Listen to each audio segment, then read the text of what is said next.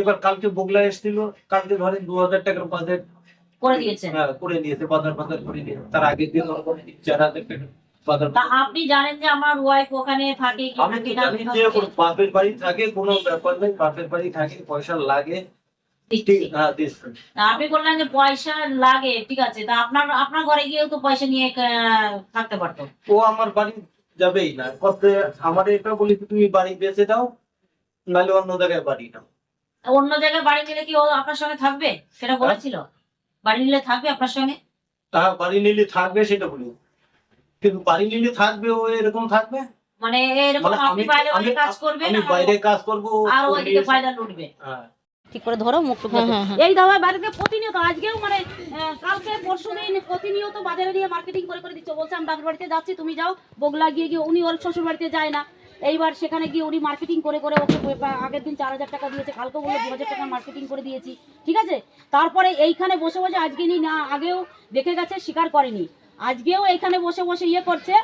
আর ইনি তন্ন হয়ে থেকে কোথায় গেছিলেন? আমি এখানে, ও আমাকে সকালেই ডেকেছিল, ও যাবে আপনার ব্যাংকে। আচ্ছা, ব্যাংকে যাবে। হ্যাঁ, তো ব্যাংকে যখনই যাবে আমি বললাম তাহলে এক কাজ করো, বগলায় আসো, বগলায় এসে দেখা করো। তো আমি বগলায় এসছি সকাল 10টায়। তো সকাল 10টার থেকে আর ফোন তুলছে না, তো 10টা থেকে তুলছে না বলে দুটোর সময় কথা আমি বগলা থেকে ঘুরে চলে এসেছি। তবু আমি বগলায় শুধুমাত্র থেকে বসে রয়েছি।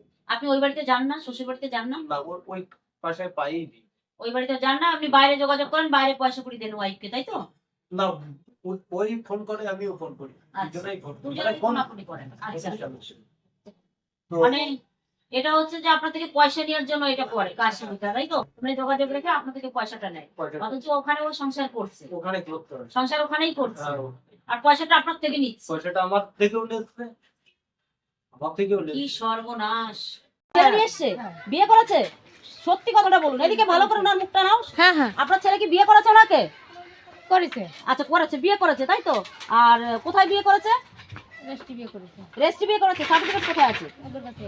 আচ্ছা, এটাকে জানেন? এটাকে জানেন আপনারা? ওর স্বামী এখনো এনার সঙ্গে কোনো ডিভোর্স হয়নি, কিচ্ছু হয়নি, প্রতিনিয়ত মাসে মাসে এনার থেকে টাকা নিচ্ছে, মেয়ের বাবু দিয়ে, ওর বাবু দিয়ে। ওরা বলছে আমরা বাপের বাড়িতে থাকি, আর ইনি সেই বিশ্বাসে দিনের পর দিন বাইরে থাকছে, কাজ করছে, দিনের পর দিন ওকে পয়সা করে দিচ্ছে ওকে। আপনার ছেলের সঙ্গে বিয়ে করেছে, আমরা আগেও জানতাম, ওই বাড়িতে বলেছি ঠিক আছে তুই যখন বিয়ে করেছিস তাহলে এনাকে ছেড়ে দে, ডিভোর্স ফাইল কর, ওখানে সংসার কর, ভদ্রভাবে গিয়ে বলেছিলাম। ওই মেয়েটা মানে ওখানেও ওরকম অসভ্যর মতো আচরণ করেছিল আমাদের সঙ্গে, তো তখন প্রমাণ করতে বলেছিল ওটা আত্মীয়, আমি আত্মীয় বাড়িতে যাই, আত্মীয় বাড়িতে থাকি, ওটা আমার আত্মীয় বাড়ি, স্বীকার করেনি আমি বিয়ে করেছি। আজকে আপনার মুখ থেকে স্বীকার হলো যে আমার ছেলের সঙ্গে ওর বিয়ে হয়েছে, কিন্তু এই ছেলেটার কি দোষ? একে কেন ছাড়ছে না? আর এর থেকে কেন মাসে মাসে যে আমি বাপের বাড়িতে বলে এর থেকে মাসে মাসে কেন পয়সা নিচ্ছে সেটা বলুন। এই বিষয়ে আমি কিছু জানি না। হ্যাঁ বলুন, আপনার ছেলে কোথায়? আপনার ছেলেকে ফোন লাগান তো, আপনার ছেলেকে ফোন লাগান। একটা স্বামী থাকতে তাকে ডিভোর্স দেয়নি, তার টাকা দিদি ভাই, তার এই লোকটা, এই ছেলেটা একে নিয়ে সংসার